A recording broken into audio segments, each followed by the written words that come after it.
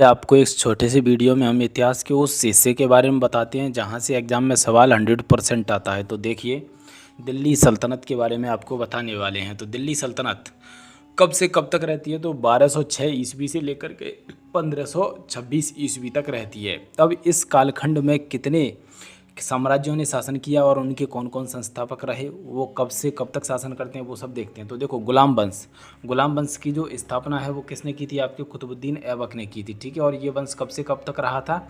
1206 ईस्वी से लेकर के 1290 ईस्वी तक। वहीं दूसरा जो वंश है वो खिलजी वंश है। इसकी स्थापना की थी आपकी, यानी संस्थापक कौन था? जलालुद्दीन खिलजी था। और ये जो शासन है वो कब तक चला था? 1290 से लेकर के 1320 ईस्वी तक। वहीं तीसरा जो साम्राज्य था वो था आपके तुगलक वंश।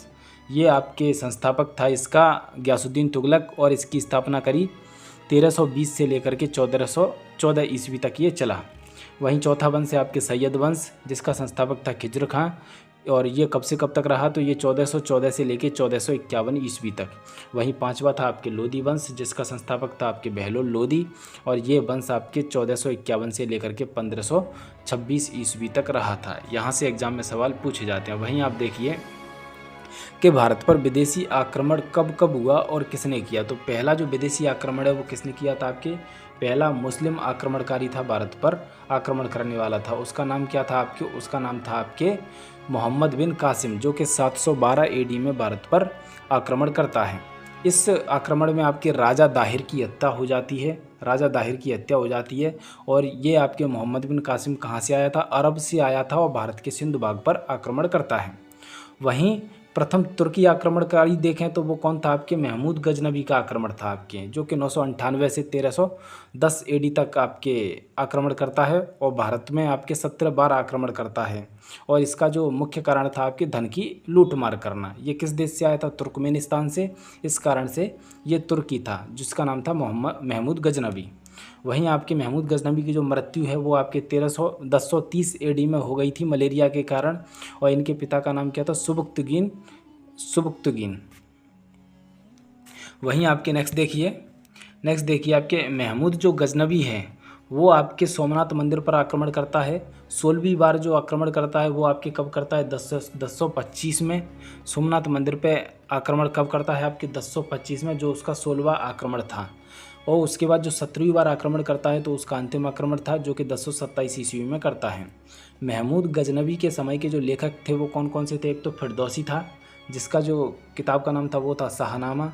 और वहीं दूसरा था अलबरूनी, इसकी जो किताब का नाम था तहकीक माली ए हिंद। कभी कभी एग्जाम में इस नाम से आता है, और कभी किताब उल हिंद के नाम से आता है। तो ये भी आपसे पूछा जाता है। दूसरा तुर्की आक्रमणकारी कौन था? तो वो था आपके मोहम्मद गौरी का आक्रमण कब से कब तक रहता है? 1175 से लेकर 1206 ईस्वी तक रहता है। पहला आक्रमण ये किस पे करता है? तो मुल्तान पर करता है 1175 ईस्वी में। वहीं 1178 ईस्वी में गुजरात पर करता है।